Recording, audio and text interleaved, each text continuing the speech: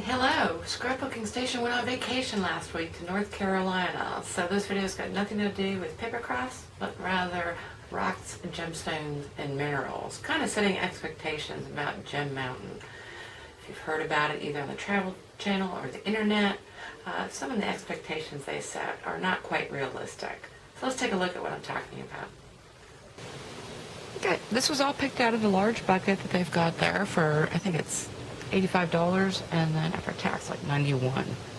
Anyway, got some apatite. I'm gonna go around the outside first. Some apatite. These are all my colored quartz. Then I've got my rubies, sapphires, and emeralds. All these are my topaz, moonstone, amazonite, sodalite, and aventurine. And then right up front I got my garnets. And then in this inner circle is what I think the pieces that are going to work. So I'm going to go clean those up. And then lastly over here, of course, when you get the big bucket, you get a stone cut. And they're calling this ruby and this sapphire. So if they want to offer a ruby or sapphire faceted, go ahead and get that cut. Same with the emerald.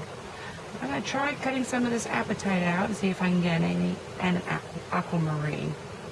So I'm going to spend the day cleaning, and then I'll be back and we'll take a look at what all this turned into.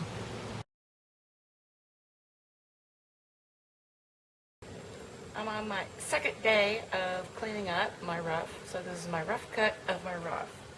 I can't afford a slab saw, so I just use a tile saw. So these are my last couple of chunks, and after I get done with these, then we'll take a look at what I've got.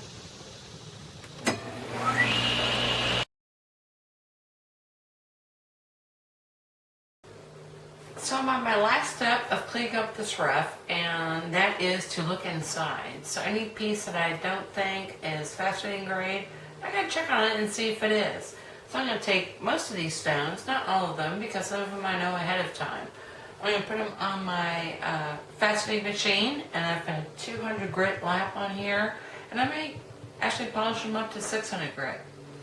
Let's start with the classic semi-precious gemstones, and this is pretty typical. So this is the facet grade rough that I was able to pick out. Always plenty of clear quartz. Like I said, topaz. I did find a little garnet, and the great thing about these garnets out of North Carolina is that they're this nice purple color.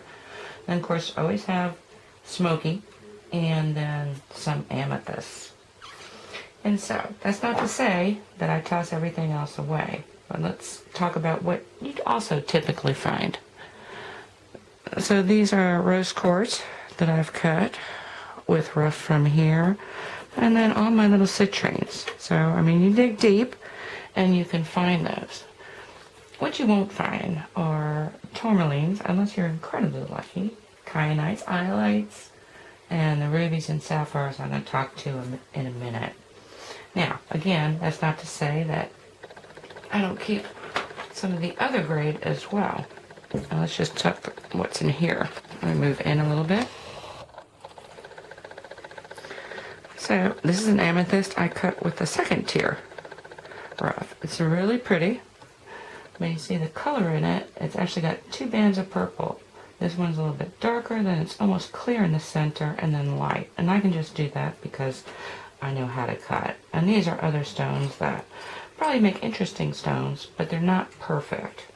Okay, and those other gemstones, that was about 400 carats of faceable rough. And so you can probably figure about 200 carats worth of cut stones. And of course, the other thing I like to do, and you can pretty much cab anything, but here's my sodalites, and this is what they look like when they're cabbed. And of course, you could facet anything as well. These are the aventurines. This is the amazonite and what it looks like. And here's my emerald rough. So even not being an emerald crystal, perfect crystal, I like the black and the green.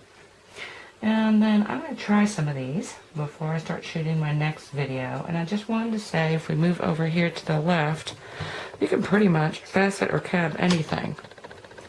And so I'm going to move in a little bit. This is actually a marble that I take to completion.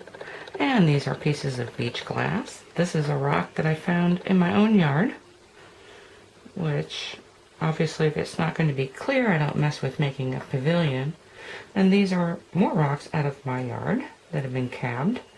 and then something I found at class. So pretty much anything goes. Anyway, when I get back, we're going to take a look at what I got from Gem Mountain, and then also some of these things that I've tried cutting here and the exceptions.